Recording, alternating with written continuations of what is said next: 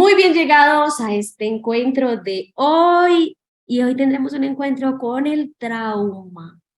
Yo soy Belleza Limanjari y todo el equipo de lectores nos hemos puesto disponible para ti hace muchísimo tiempo para que sean muchos los libros que nos lean a nosotros. Así que continuemos hablando sobre el trauma. Bueno, porque el trauma, nos guste o no, también es un regalo de la experiencia como seres humanos. El pasado no muere nunca, ni siquiera ha pasado. William Faulkner, Requiem por una monja. Da estas frases célebres. Vaya, yo cuando era joven, bueno, niña, tuve un cuaderno de hojas amarillas y en ese cuaderno yo escribía frases célebres. Me encantaba escribir frases célebres, proverbios, y yo siento que esa fue una gran preparación para el camino de la sabiduría. Honrar a todos aquellos que escribían esas frases cuando, en sus épocas, años, añísimos atrás. Y me causaba mucha gracia porque había uno que se llamaba Anónimo. Era muy gracioso porque yo decía, ay, qué nombre tan raro, Anónimo, porque cuando escribes una cita, pones como un poquito de ladito o susquineado o alineado a la derecha el nombre del autor o de la persona que lo escribió. Vaya, pues yo era una niña, póngale que yo escribía como desde los 10 años en mi cuadernito amarillo, me duró muchos años, lo llené, era de 100 hojas, amarillo. Um, Vaya, y nunca supe quién era Anónimo. Claro, ya adulta, ¿sí? Comprendí quién era Anónimo. Entonces es muy lindo porque, de hecho, yo tengo nombre de pila que mis padres me han dado, tengo un seudónimo que es el nombre que trabajo en el proyecto de Tu Mejor Versión para conectar con la belleza, y Suryavan Solar, que es mi maestro espiritual, pues me entregó un nombre que también precisa trabajo, y para recibir este nombre, yo le pedí permisos a mi mamá, específicamente a mi mamá. Yo le dije, mamá, el maestro pone nombres espirituales, ¿yo puedo tener un nombre espiritual? Mi mamá me dijo que sí, hace 9 años, cuando fui por primera vez a visitar al maestro, y yo recibí el nombre hace, vaya, estamos en el 2022, lo recibí a principios de año, 8 años después, y es muy lindo cuando el otro puede leerse a través de tu sabiduría puesta en palabras, porque nosotros también recibimos mensajes. En la clase pasada les decía, a todos nos está pasando algo para algo. Entonces puedes poner ahí, a todos nos está pasando algo para algo, Belleza Limanjari. Y me parece lindo porque mi publicista le encanta buscar frases que a mí se me salen, o que me entregan, o que me invento, o que le cambio palabras de otro que dijo frases, y le pone que Belleza las dijo. Y con los años aprendí que es la divinidad la que se expresa a través de nosotros. Y muy probablemente este es un mensaje particular para alguien que precisa comprender que todo lo que le está pasando ahora, sin duda alguna, es para algo, así aún no lo sepa. Los traumas tienen una característica bien documentada y que nos resulta familiar a muchos. Nos impide articular lo que nos pasa. No solo nos quedamos sin palabras, sino que de alguna manera altera nuestra memoria. En el transcurso de un incidente traumático, nuestros procesos de pensamiento se pueden dispersar y desorganizar tanto que al final dejamos de reconocer que los recuerdos pertenecen al hecho inicial. Cuando yo reproduzco un trauma una y otra vez, al parecer ese trauma se está experimentando ahora. No recordamos que es un hecho pasado, por eso se activa la respuesta y es automática. Puede que te haya ocurrido años atrás una experiencia, una oportunidad de algún tipo de abuso, y de adulto reproduces la sensación de abuso y la respuesta que teníamos en el momento, la reacción, y de alguna manera esto nos convierte en reactivos. Es decir, nuestro cuerpo se activa ante alguna experiencia como que nos conecte con esa memoria y revivimos el trauma. Por eso, cuando me ocupo del trauma, renuncio a la respuesta automática.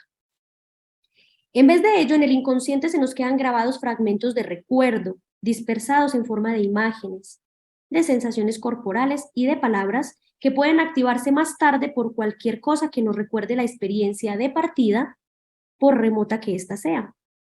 Cuando se desencadenan estos recuerdos es como si hubiésemos pulsado un botón invisible de rebobinar que nos hace volver a repetir en nuestras vidas cotidianas aspectos del trauma original. Podemos reaccionar inconscientemente ante determinadas personas, hechos o situaciones de maneras antiguas y familiares que son un eco del pasado. Según Sigmund Freud, quien identificó esta pauta hace más de 100 años, la repetición traumática o la compulsión de repetición, como él la denominó, es un intento por parte del inconsciente de volver a vivir lo que ha quedado por resolver para intentar hacerlo bien. Y quiero, vaya, esto es precioso, es oro puro. Dicen, esta repetición traumática es un intento por parte del inconsciente de volver a vivir lo que ha quedado por resolver para intentar hacerlo bien. Cuando aparece de nuevo la situación traumática o la respuesta ante la situación traumática, es como decirle a los consultantes, mira, estás en la crisis, es el mejor momento para que podamos conectar con la luz y la iluminación. Estás en el fondo, es el momento perfecto para que entonces podamos hacer el salto cuántico evolutivo. Pero duele, claro, duele. Duele porque ahora hay un llamado, porque llevas años sufriendo. Entonces es la oportunidad de hacerlo diferente a como ocurrió cuando experimentaste el trauma original. Este impulso inconsciente de volver a vivir los hechos del pasado puede ser uno de los mecanismos que intervienen cuando las familias repiten en generaciones posteriores los traumas pendientes de resolver. ¿Qué estamos haciendo nosotros ahorita con un trauma generacional, que es del sistema? Procurando hacerlo, entre comillas, bien, es decir, hacerlo diferente. Yo puedo hacerlo diferente, ni mejor ni peor, solamente diferente. Bien, Carl Jung, contemporáneo de Freud, también creía que lo que queda inconsciente no se disuelve, sino que más bien vuelve a salir a relucir en nuestras vidas como si fuera nuestro destino o nuestra suerte. Dijo que todo lo que no es consciente lo viviremos como nuestro destino. Expresado de otro modo, tenderemos a seguir repitiendo nuestras pautas inconscientes hasta que las saquemos a la luz de la conciencia. Tenderemos a seguir repitiendo nuestras pautas inconscientes hasta que las saquemos a la luz de la conciencia. Tanto Jung como Freud observaron que todo lo que es demasiado difícil de procesar no se desvanece por sí mismo, sino que se queda guardado en el inconsciente. Freud y Jung observaron cada uno por su cuenta que diversos fragmentos de experiencias vitales que habían quedado bloqueados, reprimidos o suprimidos volvían a aparecer en las palabras, en los gestos y en las conductas de sus pacientes. En el transcurso de las décadas siguientes, los psicoterapeutas interpretarían los indicios tales como lapsus lingüísticos, las tendencias a sufrir determinados accidentes o las imágenes de los sueños como mensajeros que iluminaban unas regiones de las vidas de sus pacientes en las que estos no podían pensar ni expresarlas con palabras. Gracias a los últimos avances médicos en las técnicas de imagen, los investigadores han podido estudiar cuáles son las funciones cerebrales y corporales que fallan o quedan averiadas durante los episodios abrumadores. Bessel van der Kolk, un psiquiatra holandés conocido por sus investigaciones sobre el estrés postraumático, ha explicado que en el trastorno de un trauma se cierran tanto el centro del habla como el córtex prefrontal medio, que es la parte del cerebro que se encarga de que seamos conscientes del momento presente. Es por esto que es súper importante los que somos papás estar atentos a los silencios prolongados de nuestros niños. Cuando hay un silencio extraño, profundo, entonces el niño probablemente está transitando una experiencia traumática que no sabe describir con palabras. Van der Kolk llama el terror mudo del trauma a la experiencia de quedarse sin palabras, que se da con frecuencia cuando las vías del cerebro quedan obstaculizadas en los periodos de amenaza o de peligro. Afirma, cuando las personas reviven sus experiencias traumáticas, los lóbulos centrales quedan afectados y en consecuencia al individuo le cuesta pensar y hablar. Ya no es capaz de comunicar con exactitud ni a los demás ni a sí mismo lo que está pasando. Pero no todo es silencio. Las palabras, las imágenes y los impulsos que se fragmentan tras un hecho traumático vuelven a surgir para formar un lenguaje secreto de nuestro sufrimiento que llevamos encima. No se pierde nada, simplemente se han redirigido los trozos. Entonces no solo es el silencio profundo, también es una explosión de impacto o como una manifestación de una agresividad incontrolable en niños y en niños adultos, ¿sí? Ambas. Bueno, las nuevas tendencias psicoterapéuticas empiezan a mirar más allá de los traumas del individuo para tener en cuenta en el cuadro general los hechos traumáticos de la historia familiar y social, las tragedias de diversos tipos e intensidades, como el abandono, el suicidio, la guerra o la muerte temprana de un hijo, de un padre o de un hermano. Estas pueden producir unas ondas sísmicas de aflicción que se transmiten de generación en generación. Los últimos avances en los campos de la biología celular, la neurociencia, la epigenética y la psicología del desarrollo recalcan la importancia de explorar la historia familiar, remontándose a un mínimo de 3 generaciones si queremos entender los mecanismos subyacentes a las pautas de traumas y sufrimientos que se repiten. Mínimo 3 generaciones hacia atrás. Ahora, si nosotros somos padres que estamos transitando este camino para conquistar conciencia, entonces nosotros nos ocupamos de nuestra historia, de honrar y respetar la de nuestros padres, la de los abuelos como ancestros mayores, para entregarle un legado a los hijos que son la generación siguiente, ¿sí? Ahí estaríamos hablando de la 4ª generación, nuestros pequeños, ¿ya? El caso que expondré a continuación nos presenta un ejemplo muy notable de ello. Cuando vi a Jess por primera vez, llevaba más de un año sin dormir una noche entera.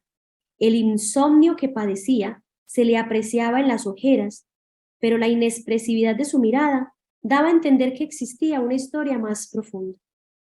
Aunque Jess solo tenía 20 años, aparentaba 10 más como mínimo. Se derrumbó en mi sofá como si las piernas ya no lo sostuvieran.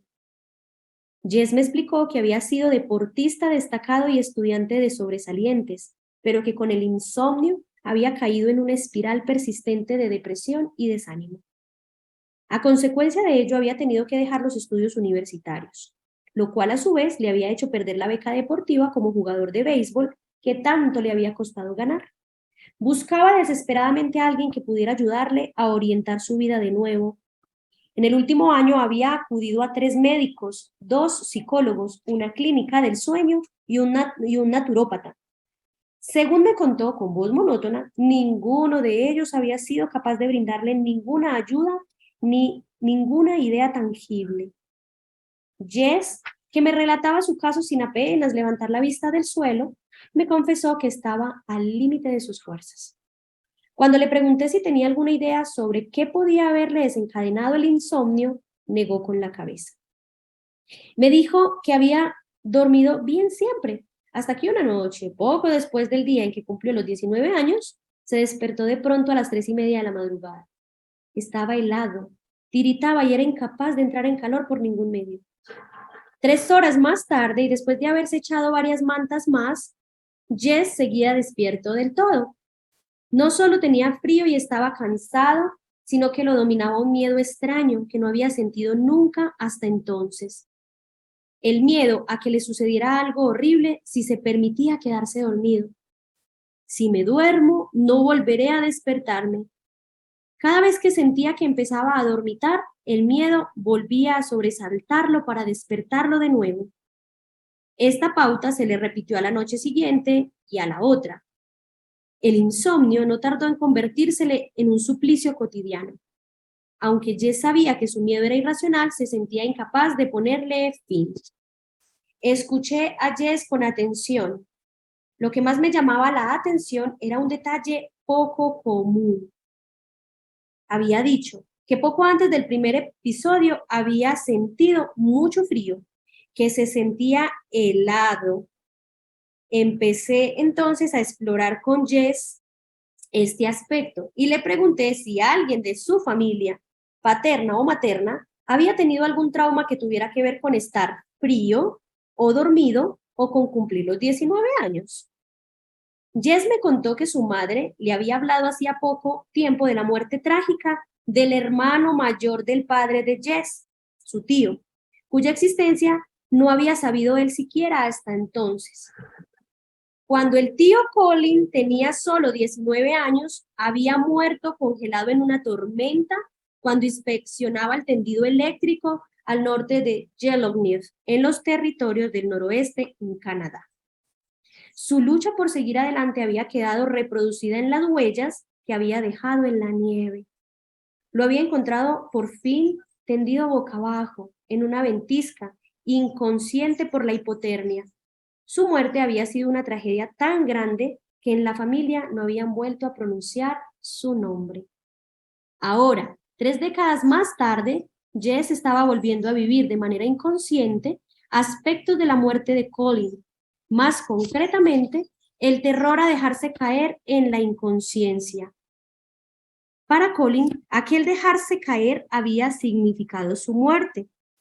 Jess debía de sentir lo mismo al momento de quedarse dormido. Entender esta relación fue un hito para Jess. Cuando hubo comprendido que su insomnio procedía de un hecho que había tenido lugar 30 años atrás, su miedo a quedarse dormido tuvo por fin una explicación. Ya podía emprender el proceso de la curación. Jess aplicó unas herramientas que aprendió trabajando conmigo y que les explicaré más adelante en el libro, y pudo desembarazarse del trauma que había sufrido un tío suyo al que no había llegado a conocer, pero cuyo terror había asumido él inconscientemente como propio. Jess no solo se sintió liberado de la niebla espesa del insomnio, sino que alcanzó un sentimiento más profundo de conexión con su familia actual y pasada. Y es muy bello. Es súper bello porque comúnmente en consulta a las personas le nacen tíos, hermanos, sobrinos, todos aquellos que fueron silenciados por sus muertes tempranas, porque fueron abortos, porque hubo enfermedad mental o alguna tragedia incontable, algún asesinato, suicidio, una muerte violenta en la guerra. Y todo ello queda en las memorias o en los registros del clan, en la historia familiar, que de hecho es invisible, es una herencia que no vemos y que todos recibimos. Así que con la historia de Jess vamos a quedarnos el día de hoy en profunda gratitud por permitirnos leernos a través de sus historias y por hacer estas comprensiones, porque a nosotros también nos pasa. Así no hayamos preguntado por la historia sigue estando latiendo dentro de ti, dentro de mí y dentro de los tuyos, los que vienen naciendo, los que ya nacieron y trascendieron, y todos aquellos que están también dispuestos a llegar al plano a través de nosotros como padres. Entonces, que los padres conscientes nos ocupemos de nuestras historias, nos ocupemos de escribir la historia. Así que muy bien llegados todos quienes quieren escribir su historia para que participen del despertar a tu familia. Es un curso de 6 módulos donde puedes trabajar el despertar a mamá, a papá, a los hijos, los hermanos, ancestros mayores y la pareja, y puedas escribir aquello que otros no lograron dejar en papel y sea nuestro legado para las generaciones venideras. Gracias por escuchar, gracias por estar súper atento de la historia y ponte disponible para la próxima. Hasta pronto.